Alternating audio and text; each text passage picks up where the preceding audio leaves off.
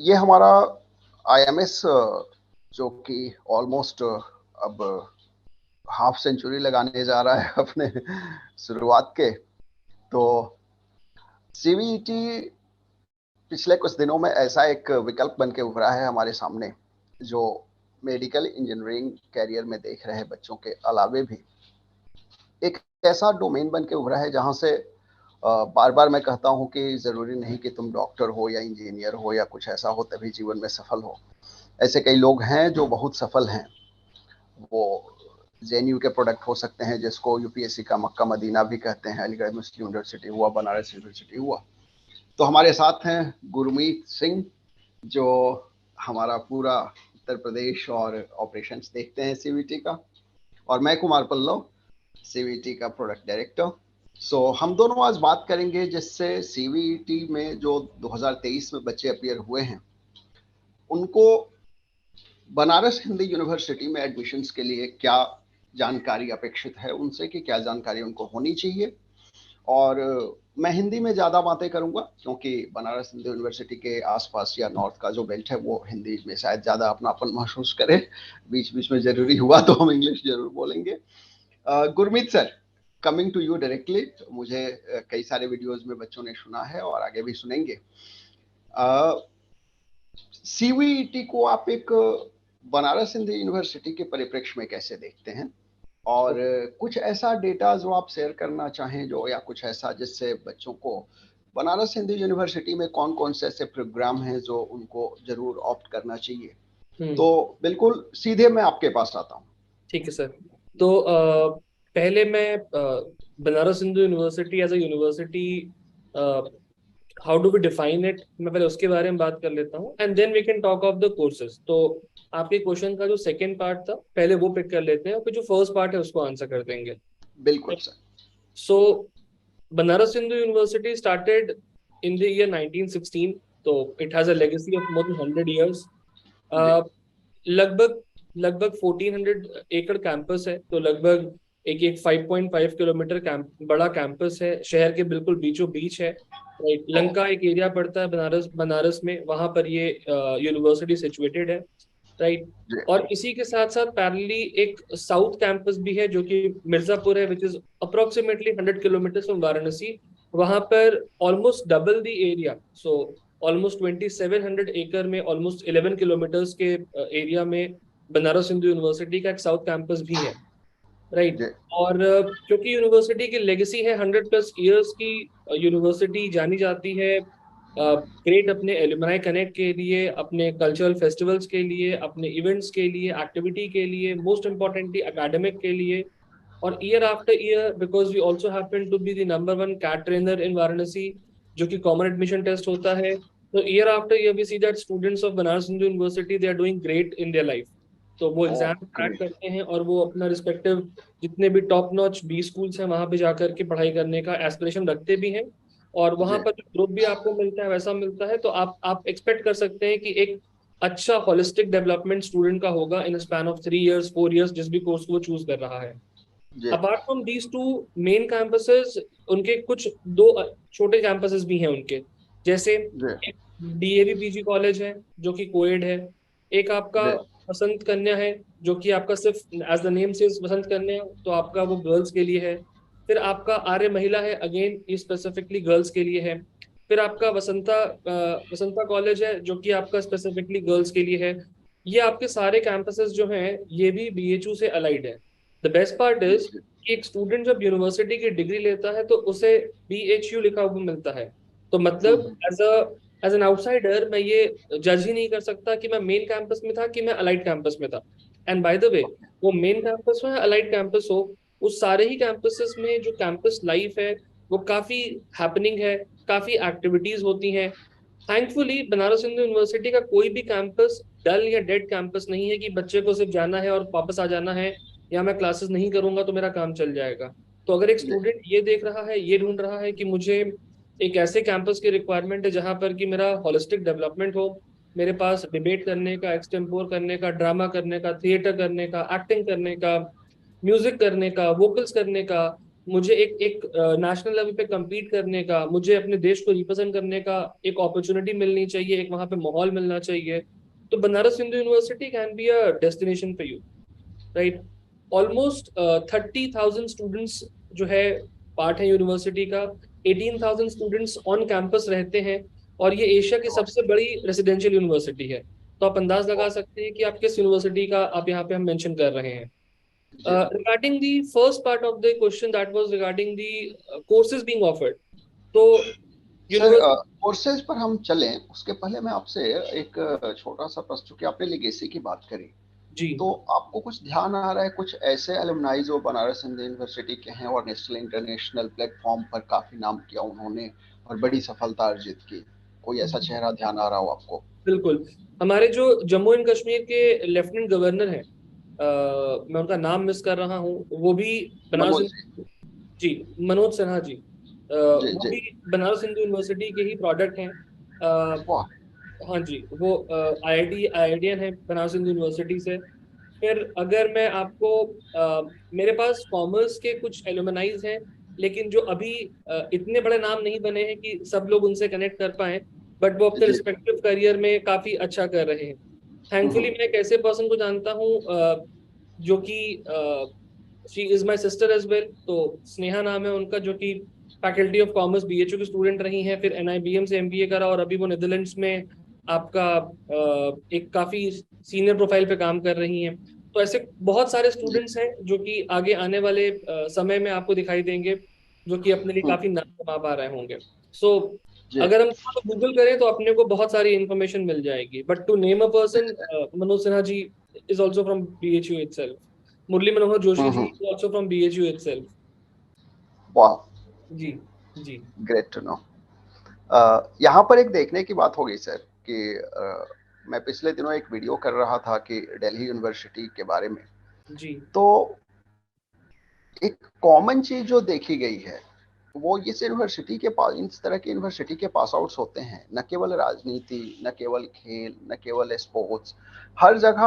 अगर दिल्ली यूनिवर्सिटी की अगर हम बात करें तो अरुण जेटली साहब को लीजिए, या इवन जो उड़ीसा के मुख्यमंत्री हैं नवीन पटनायक सर, जी वो बेंगलोर, आई एम बेंगलोर के पास आउट हैं, जी तो जी जी वहां जाने के पहले वो दिल्ली यूनिवर्सिटी के स्टूडेंट हुआ करते जी थे।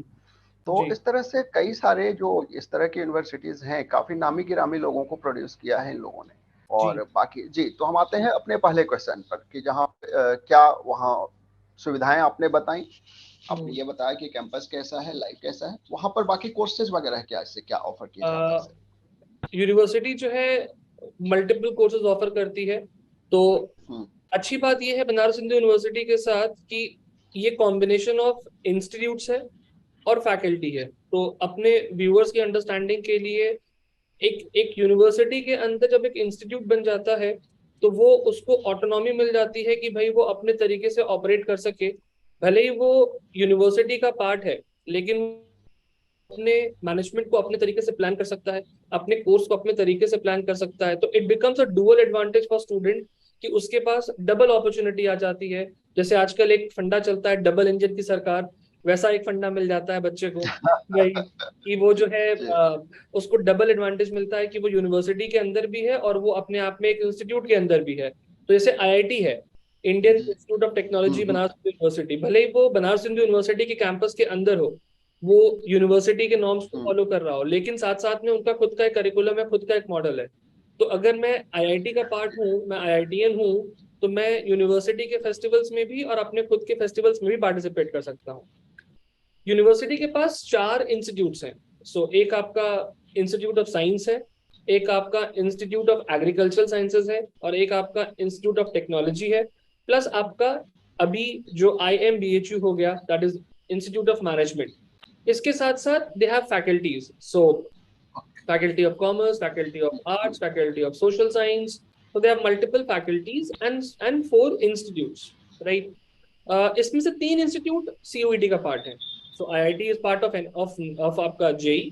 बाकी जो 3 आपके इंस्टी हैं जी। वो सब आपका CUET का पार्ट है, सारी फैकल्टीज आपका CUET का पार्ट है।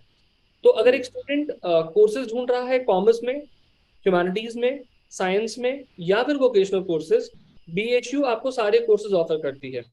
सो BHU आपको वोकेशनल कोर्स ऑफर करती है रिटेल में, आपको वोकेशनल कोर्स ऑफर करती है इंश्योरेंस में, आपको वोकेशनल कोर्स ऑफर करती है वो डेयरी टेक्नोलॉजी में, बीटेक ऑफर करते हैं डेयरी टेक्नोलॉजी में, एग्रीकल्चरल साइंसेज ऑफर करते हैं जो कि बहुत एस्पिरेशनल है, फैकल्टी ऑफ कॉमर्स बहुत एस्पिरेशनल है, फैकल्टी ऑफ सोशल साइंसेज बहुत ज्यादा एस्पिरेशनल है। तो आप किसी भी स्ट्रीम से हैं, तो आप जैसे ही आप नॉर्थ की तरफ आप देखेंगे, तो जी इमीडिएटली एक स्टूडेंट जो दिल्ली यूनिवर्सिटी एस्पायर करता है, वो दिल्ली यूनिवर्सिटी में अगर नॉर्थ कैंपस में साउथ कैंपस में नहीं जा पाता है, तो उसका सीधा एस्पिरेशन बनारस हिंदू यूनिवर्सिटी बन जाता है। और यही रीजन है कि बहुत सारे बच्चे ट्रैवल करते हैं all the way from Delhi, all the way from Mumbai, all the way from Bangalore, जो कि आकर के यहाँ पर यूनिवर्सिटी में पढ़ाई करते हैं। जी सो दे ऑफर मल्टीपल कोर्सेज, आप साइंस के स्टूडेंट हो या कॉमर्स के स्टूडेंट हो या ह्यूमैनिटीज के स्टूडेंट हो, university has something to offer to you in all the domains and all the domains are doing good. ऐसा मैंने पहले भी कहा, ऐसा कोई भी ऐसा कोर्स उनके पास नहीं है जो बिल्कुल ही डेड हो, डॉर्मेंट हो, कि बस एडमिशन लेकर के बच्चे को लगे मैं तो फंस गया, मुझे तो कैंपस लाइफ ही नहीं मिल रही। जी जी जी। जी एक प्रोग्राम हम करते हैं कैट के स्टूडेंट्स के लिए, कैंपस इनसाइडर। जी so for me, you are a person who is in Banaras only, Varanasi जी जी itself, जी and for me you are a campus insider at this point of time. Right. Sir, अगर थोड़ी सी गहराई और अंदर की बात मैं आपसे पूछूं, तो कॉमर्स, साइंस और आर्ट्स, ह्यूमैनिटीज की बात हम करें, इनमें से कौन कौन से डोमेन ऐसे हैं जो वाकई अद्भुत हैं, काफी अच्छे हैं वहां पर बीएचयू में? ओके, सो पहले कॉमर्स की बात कर लेते हैं। मैं कॉमर्स का जी पर्सन हूँ, तो मेरा मेरा फर्स्ट लव हमेशा कॉमर्स ही होता है, हमेशा की तरह। तो पहले जी कॉमर्स की बात कर लेते हैं। कॉमर्स में यूनिवर्सिटी आपको ऑफर करती है 3 कोर्सेज। एक ऑफर करती है बीकॉम, विच इज अ जी। Regular degree. एक आपको स्पेसिफिकली ऑफर हम्म, करते हैं BCom in financial market, FMM कहते हैं उसको, अच्छा। Financial market management, right. और फिर ये आपको ऑफर करते हैं आपका पेड सीट पे कोर्सेज, मतलब बेसिकली इसी कोर्स का पेड सीट का वर्जन बन जाता है। जो बीकॉम हम्म, ऑनर्स भी है यूनिवर्सिटी का, उसमें आपको थर्ड ईयर में ऑनर्स का ऑप्शन मिल जाता है। तो you get finance honours, you get marketing honours, you get banking and insurance honours.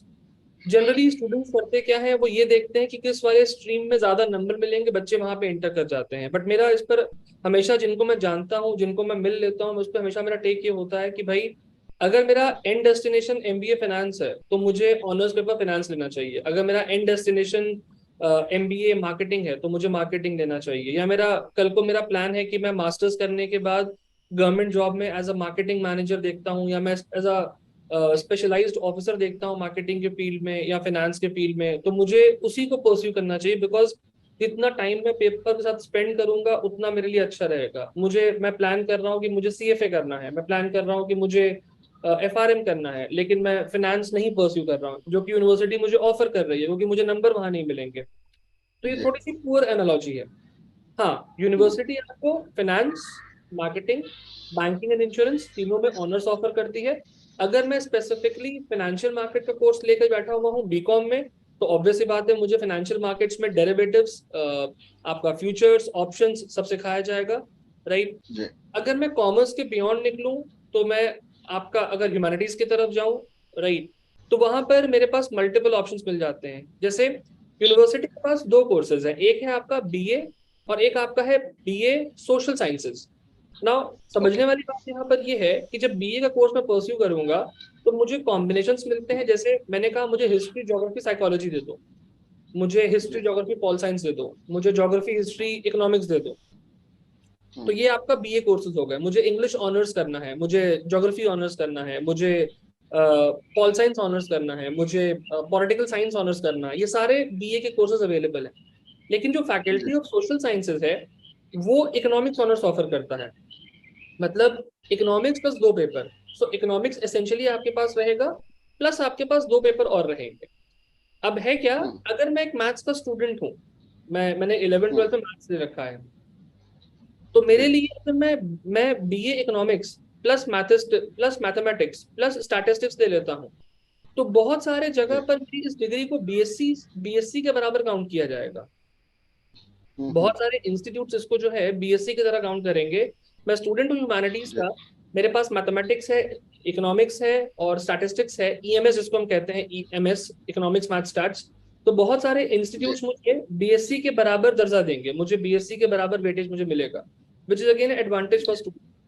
तो ये बहुत अच्छा है, और ये काफी काफी हैपनिंग है, काफी ज्यादा ही लॉन्ग ड्यूरेशन कोर्स है, काफी पढ़ाते हैं इसके अंदर, और बच्चे को काफी रेडी कर देते हैं। और हिस्टोरिकली अगर बात की जाए तो जो ईएमएस के स्टूडेंट्स होते हैं वो जनरली जब वो कैट लिखते हैं या गवर्नमेंट जॉब एग्जाम लिखते हैं, यूपीएससी लिखते हैं, ये सब बच्चे टॉप 100 टॉप 200 मटेरियल होते हैं। बिकॉज जनरली ये स्टूडेंट्स होते हैं वो वाले जो इंजीनियरिंग प्रिपेयर कर रहे होते हैं, इंजीनियरिंग में अच्छी रैंक नहीं आई, पेरेंट्स उतना पैसा अफोर्ड नहीं कर सकते थे कि प्राइवेट कॉलेज में जाए, तो वो अल्टीमेटली आकर के बीएचयू में फैकल्टी ऑफ सोशल साइंस का ईएमएस का पार्ट बन जाते हैं। ये वो स्टूडेंट्स हो। तो faculty of social sciences is very very good, faculty of arts is very very good.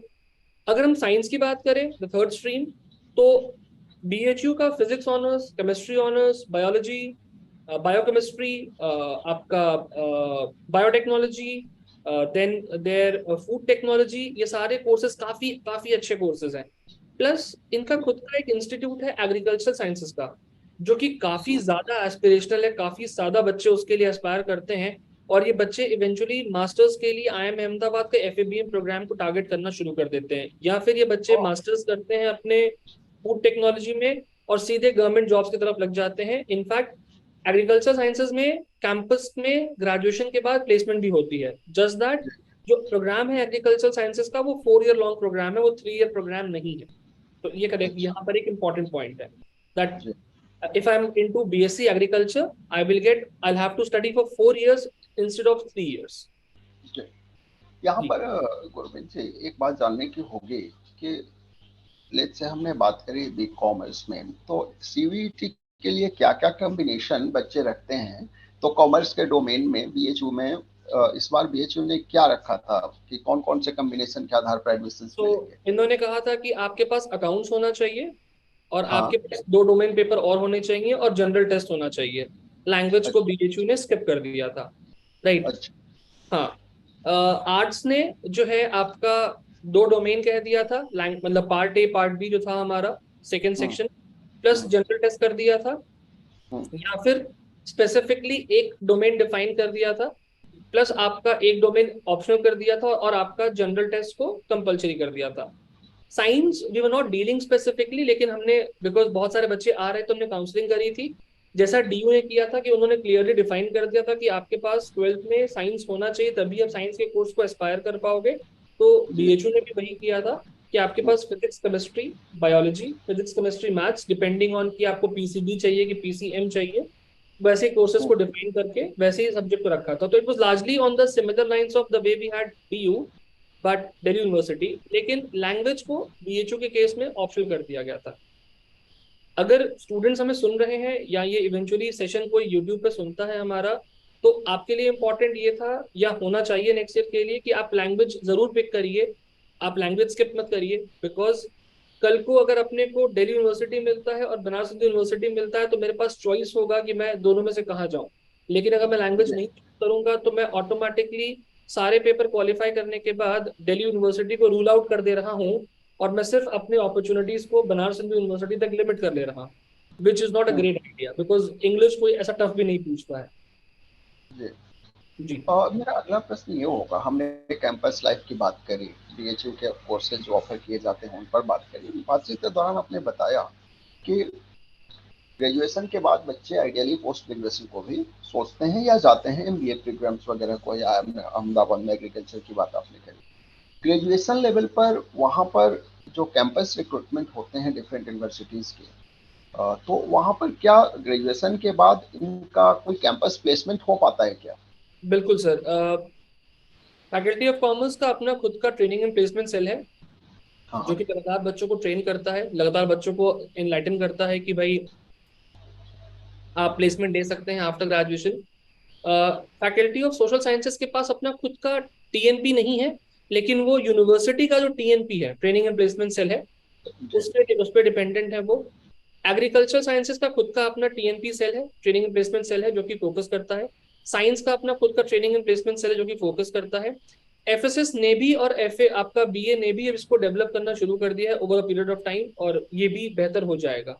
लेकिन क्योंकि ये स्टूडेंट्स समझते हैं कि मुझे प्लेसमेंट विज़ावी मास्टर्स डिग्री वो ट्रेड ऑफ कर पाते हैं, इसीलिए मेजोरिटी जो है वो प्लेसमेंट लेने की बजाय रादर वो प्रेफर करती है कि वो अपने मास्टर्स को पढ़े, मास्टर्स कंप्लीट करे और उसके बाद फिर जो है अब जॉब में आए। बिकॉज इसके पीछे का लॉजिक ये है कि ज्यादातर जो बच्चे यहाँ पर आते हैं वो उत्तर प्रदेश के होते हैं, हमारे नियर स्टेट बिहार के होते हैं, झारखंड के होते हैं, वेस्ट बंगाल के होते हैं।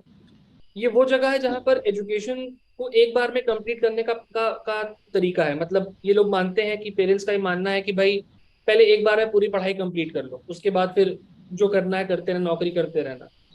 दिल्ली, मुंबई, बैंगलोर थोड़ा अलग सोचता है कि वो कहते हैं कि ठीक है 3 साल की ग्रेजुएशन के बाद आप पहले वर्क एक्स ले लीजिए, पैसे इकट्ठे कर लीजिए और उस पैसे से आप अपना मास्टर्स प्लान कर लीजिएगा। सो लॉजिक यही है इसके पीछे का कि भले ही बच्चे को बहुत अच्छी प्लेसमेंट ऑफर हो भी रही हो, बच्चा बहुत अच्छी प्लेसमेंट को छोड़ करके तब भी मास्टर्स प्लान करता है। रीजन उसको लगता है कि पहले एक बार में पढ़ाई कंप्लीट कर लो। But just to answer your question, placement का ऑप्शन अवेलेबल है। 100% प्लेसमेंट नहीं होती है, I will not give you a false thing. आप ये एक्सपेक्ट करिए कि 60% बैच प्लेस होने की पोजीशन में होता है, बिकॉज उतने बच्चे वहां पर इंटरेस्ट दिखाते भी हैं। बट हाँ, बच्चे प्लेसमेंट नहीं पिक करते हैं, रादर प्रेफर करते हैं मास्टर्स करना, ना कि अपना प्लेसमेंट लेना। Gurmeet, the next question which comes in my mind in behalf of the student itself, कि what percentile, of course, the marks and percentile prediction for getting admission into BHUs is a tough task to predict at this point of time. But last year cutoff or something, any specific information अगर आप share करना चाहें कि कितना percentile के term में हम बात करेंगे कि कितना परसेंटाइल पर हम एक्सपेक्ट कर सकते हैं बच्चों के लिए साइंस स्ट्रीम में, कॉमर्स में और ह्यूमैनिटीज में एडमिशन मिल सकता है। ठीक है। सो ऑडियंस के लिए परसेंटाइल का मतलब होता है परसेंटेज बिलो। जी। मतलब हम ये मतलब बिकॉज पल्लव सर और मैं हम लोग काम करते हैं तो हम ये मान लेते हैं कि बच्चे को पता होगा। तो इट इज परसेंटेज बिलो, मतलब आम भाषा में इतने परसेंट लोग मेरे से पीछे हो गए। तो अगर मेरे पास 98 जी। परसेंटाइल है तो 98% लोग मुझसे पीछे हैं, मैं उनसे आगे हूँ। राइट, मैं टॉप 2% में आ गया आपकी ऑडियंस की अंडरस्टैंडिंग के लिए। सी बिल्कुल। Last year what happened was कि बिकॉज पेपर इतना डिलेड था और एडमिशन इतना हसल टसल में हुआ कि जो नंबर्स थे वो क्रैक नहीं हो पाए, बिकॉज पैरेलली एडमिशन हो रहे थे। और हम्म। ये अभी सेशन के पहले या हमने पहले भी डिस्कस किया है इस चीज को कि हम बहुत बार कोशिश करते हैं कि भाई हम सोर्सेस से पता लगाने की कोशिश करें कि भाई क्या कैसा कट ऑफ रहा, क्या कैसा परसेंटेज रहा। तो बहुत क्लियर पिक्चर अपने को नहीं मिल पाती। But looking at the CUET paper, अगर मैं लैंग्वेज टेस्ट की बात करूं तो लैंग्वेज का टेस्ट एक जो यूनानिमस फीडबैक आता है बच्चों का कि सर बहुत इजी था, बहुत इजी था। तो आप ये एक्सपेक्ट करिए कि आपको लगभग पेपर का 80% क्रैक करना पड़ेगा, सही क्रैक करना पड़ेगा, तभी आप एक्सपेक्ट कर सकते हैं कि मैं सेफ जोन में रहूंगा। अगर डोमेन की बात की जाए तो डोमेन तो अपने को अनदर 80-82% सही करना पड़ेगा, बिकॉज डोमेन जनरली बहुत इजी आता है, B it commerce, B it humanities. Science को अभी हम रोकते हैं, साइंस के बारे में बात करेंगे अलग से। सो जी। हमें जो फीडबैक मिला स्टूडेंट्स का लास्ट ईयर भी, इस बार भी, और ये फीडबैक पर डिपेंडेंट हम इसलिए हो सकते हैं बिकॉज लास्ट ईयर भी हमने लगभग 180-200 लोगों को ट्रेन करा था, इस बार हमने क्लोज टू 300 लोगों को ट्रेन करा है हमने। तो हम उनके फीडबैक पे डिपेंडेंट हो सकते हैं, ठीक ठाक सैंपल साइज हमारे पास है। तो हम्म। फीडबैक ये मिला वाराणसी के स्टूडेंट्स का कि domain was pretty easy, domain बिल्कुल डुएबल था, हमने सारे क्वेश्चन क्रैक कर दिए, हमने 40 में 40 क्रैक कर दिए, हमने हमारा सब सही है। बट स्टिल आई से कि अगर एक स्टूडेंट 80% 85% क्रैक करता है डोमेन का, I am talking of the non technical domain, economics, accounts, business, pol science, geography, history, psychology, not the mathematics वाला पार्ट। तो जी। अगर मैं लैंग्वेज का 80%, डोमेन का अनदर 80-85%, जनरल टेस्ट का अगर मैं 75% भी लगभग क्रैक कर पाया, सही क्रैक कर पाया, तो मैं एक्सपेक्ट करूँ कि मुझे यूनिवर्सिटी बिल्कुल कॉल करेगी। अगर मैंने उतना करा है, सही करा है, तो मैं एक्सपेक्ट कर सकता हूँ कि मेरा परसेंटाइल लैंग्वेज में लगभग 98-99 के आसपास होगा। डोमेन में बहुत हाई चांसेस है कि आपका परफेक्ट स्कोर होगा या 97-98 रेंज कर रहा होगा। जनरल टेस्ट में अगर आप even if you get 88 odd percentile, तो आपके पास आप एक्सपेक्ट कर सकते हो कि बीएचयू आपको कॉल कर देगा। तो ये कुछ नंबर्स हम क्रंच कर सकते हैं। फॉर मैथमेटिक्स गेम थोड़ा अलग है। मैथमेटिक्स में कम क्वेश्चंस करने पर भी हायर परसेंटाइल बना था लास्ट ईयर भी, और इस साल भी ऐसा ही रहने वाला है, because mathematics was slightly tougher. Science की बात करें, जो हमारा जो सर का क्वेश्चन था कि साइंस के स्टूडेंट्स के लिए, we were not dealing directly into science, but जो हमारे पास फीडबैक है वो ये है कि भाई क्योंकि पेपर टेक्निकल होता है, तो a student who is doing 80%, 75, 76%, 75% rather of the domain paper should be able to get जी। a call from BHU का साइंस को साइंस प्रोग्राम एज वेल। और व्यूवर्स की तरफ से एक यूट्यूब पर मैं देख रहा हूँ, एक क्वेश्चन है गुरमीत जी, कि चूंकि लैंग्वेज तो बीएचयू ने वैलिड नहीं माना है, तो जी एक प्रश्न आया है हमारे पास, सौम्या है जो पूछ रही हैं कि चूंकि रजिस्ट्रेशन प्रोसेस कंप्लीट हो चुका है बीएचयू का, जी शायद कल लास्ट डेट था उसका, जी सर तो जी। कब तक हम फर्स्ट लिस्ट एक्सपेक्ट कर सकते हैं और टोटल कितने लिस्ट आते हैं, ऐसा उनका ओके प्रश्न है। Okay, so two things, because viewers आने शुरू हो गए हैं, तो I want to update you. मैंने अपने स्टूडेंट्स को आज भी अपडेट करा है कि बीएचयू का जो पेज है उस पर क्लियरली एक नोटिफिकेशन आ रहा है कि रिजल्ट आने के हम्म, बाद 5 दिनों के लिए फॉर्म को फिर से ओपन किया जाएगा। तो हमारा कोई भी व्यूअर जो हमें सुन रहा है उसने फॉर्म मिस कर दिया है, सो नीड नॉट वरी। ए, आपको ये नहीं करना चाहिए था, आपको फॉर्म भर देना चाहिए था। बी, अगर स्किप कर दिया है तो कोई बात नहीं, अभी आपको एक सेकेंड चांस मिलेगा जहां पर कि आप दोबारा फॉर्म भर सकते हैं रिजल्ट आने पर। आंसरिंग सौम्या कि भाई कितने लिस्ट एक्सपेक्ट कर सकते हैं, रिजल्ट कब तक फर्स्ट लिस्ट आएगी। सो सीयूईटी का रिजल्ट आने के बाद ही फर्स्ट लिस्ट डिक्लेयर की जाएगी। आप ये एक्सपेक्ट करिए कि CUET result is expected somewhere in the mid July, because of Manipur getting disturb. अब फाइनली मणिपुर में भी एग्जाम कंप्लीट हो चुका है, तो हम एक्सपेक्ट कर रहे हैं कि 10th and 12th of July तक CUET result would be out.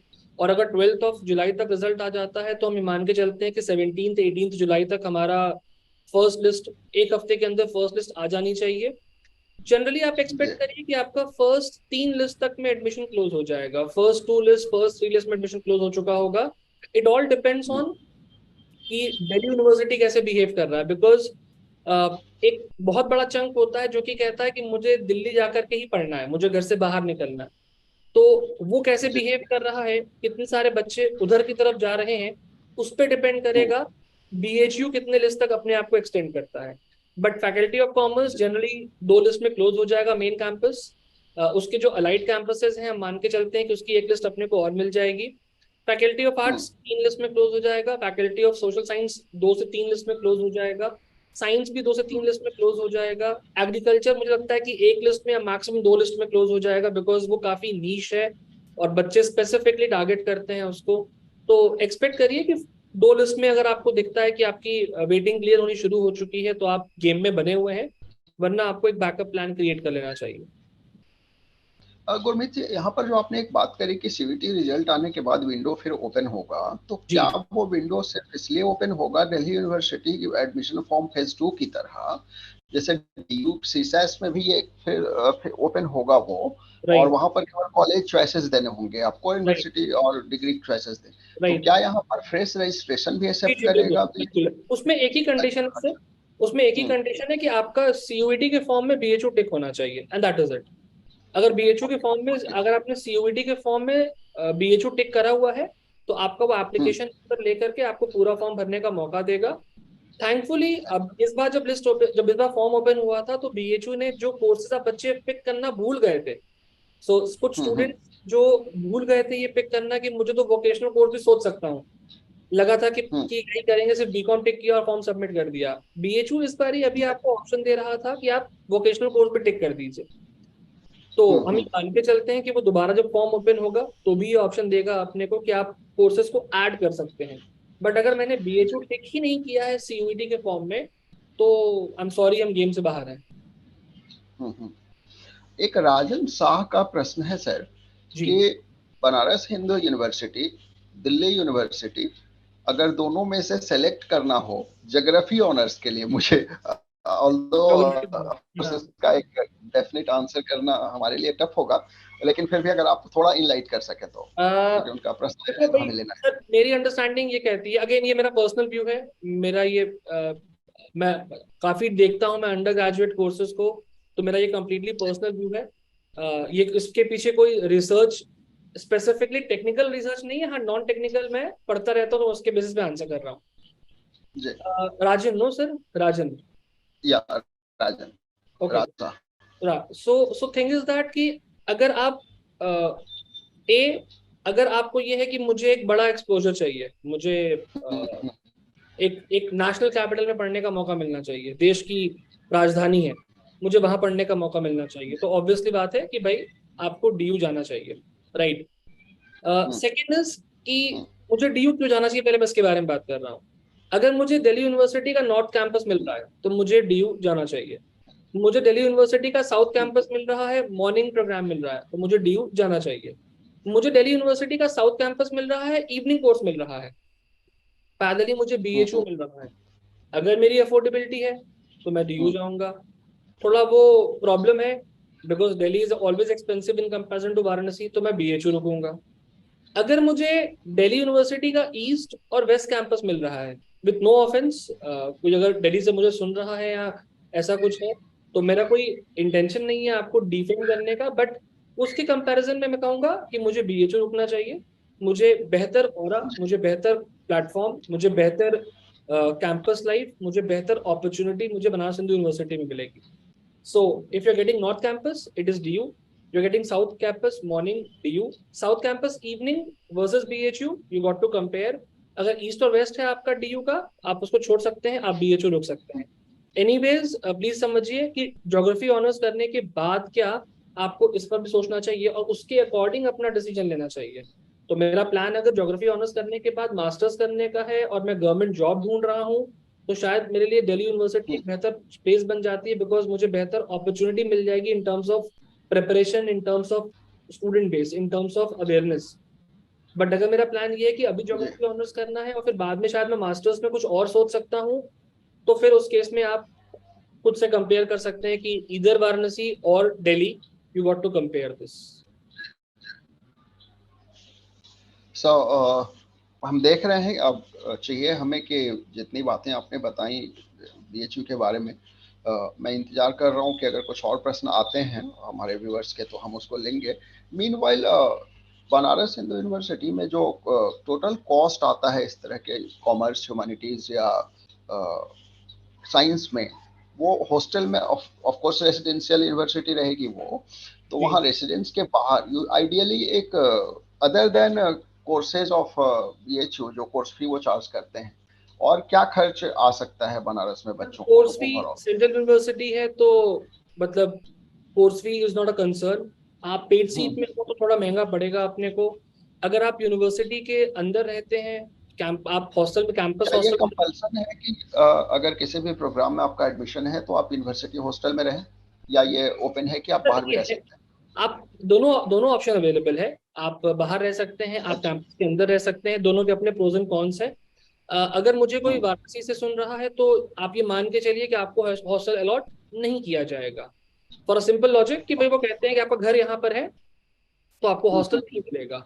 हाँ, जी। अगर मैं झारखंड से हूँ, बिहार से हूँ, दिल्ली से हूँ, मुंबई से हूँ, ये स्ट्रीम हो रहा है यूट्यूब पे, मैं देश के किसी भी कोने से हूँ, मैं अगर कैंपस के पेरिफेरी में नहीं हूँ, मतलब मैं अगर कैंपस के 20 किलोमीटर के रेंज में रहता हूँ, तो ये मान के चलो कि मुझे हॉस्टल नहीं दिया जाएगा। जो पहले स्टूडेंट्स बाहर से आ रहे हैं उनको हॉस्टल दिया जाएगा। बाय द वे, कैंपस से जी। बाहर निकलते ही लंका जो एरिया पड़ता है बीएचयू के आसपास का, वहां पर मिनिमम 500 से 700 हॉस्टल अवेलेबल है जहां पर कि आप आराम से रह सकते हैं। कॉस्ट वेरी करती है, something in the tunes of 7,000 to 15,000 per month, depending on आप कौन कौन से सर्विसेज उनसे लेते हैं। कैंपस के अंदर रहने का फायदा ये मिलता है कि campus has a lush green campus on, आपको फील्ड अवेलेबल है, आपको स्पोर्ट्स अवेलेबल है, 24 आवर वाईफाई अवेलेबल है, सेंट्रल लाइब्रेरी 24/7 खुली रहती है। कैंपस के अंदर it is extreme hyper safe, कोई दिक्कत वाली बात नहीं है जब तक कि मैं खुद किसी एक्टिविटी में इन्वॉल्व ना हो जाऊं। तो अगर मैं एक स्टूडेंट हूँ जो पढ़ने के नियत से अंदर गया है, तो उसके लिए it is hyper safe, security, camera, everything is at its place, कोई दिक्कत वाली बात नहीं है। बट अगर मुझे लगता है कि नहीं, मुझे बाहर रहना है, मुझे सिटी लाइफ को भी इंजॉय करना है, तो कैंपस से बाहर निकलते ही 200 मीटर्स के वॉकिंग डिस्टेंस पे आपको बहुत सारे हॉस्टल मिल जाएंगे जो कि आपको आराम से अफोर्डेबल होते हैं, कोई बहुत एक्सपेंसिव नहीं होता है। तो अगर एक फैमिली जिसका बजट 3 साल के अंदर 2 लाख रुपीस के आसपास खर्च करने का है, तो बहुत आराम से स्टूडेंट कैंपस के अंदर रह सकता है। अगर फैमिली का बजट 4 लाख रुपीज के आसपास है, कैंपस के बाहर भी वो रह सकता है। 4.5 लाख रुपीज में आपकी अंडर ग्रेड डिग्री हो जाएगी। अगर आप कैंपस के बाहर रहते हैं, कैंपस के अंदर रहते हैं, तो it can come down to as low as 1.5-2 lakh rupees. Because आप अगर कैंपस के अंदर है तो फी आपने पे कर दी है, हॉस्टल आपने पे कर दिया, खाना आपने पे कर दिया। प्रैक्टिकली आपको सिर्फ जो आपके डेली एक्सपेंस है वो आपको मैनेज करना है। जी जी सर। हमने थोड़ा लेट शुरू किया था, ऑल्दो सर, हमारा टाइम तो था 9:30 तक ही था। this is a first experience for me, but I'm thoroughly enjoying it. So we can go on. Thank you so If you have some more much. questions, I hope questions अभी शायद बच्चे नहीं आ पाए हैं। अगर यूट्यूब पर कोई question हमारे आता है तो हम फिर आपसे संपर्क करके sure, और sir. उन क्वेश्चंस को आंसर करेंगे live. Thank you so much for joining me, Thank and you for having me, I'll sir. keep you bothering again and again for different sessions. Thank you No so problem, sir. much. I am more than available for this. And thank you for the opportunity, and thank you for having me, sir. Thank you so much. Thank you Thank you so so much. much, sir. See you. Right. Thank you. All the best.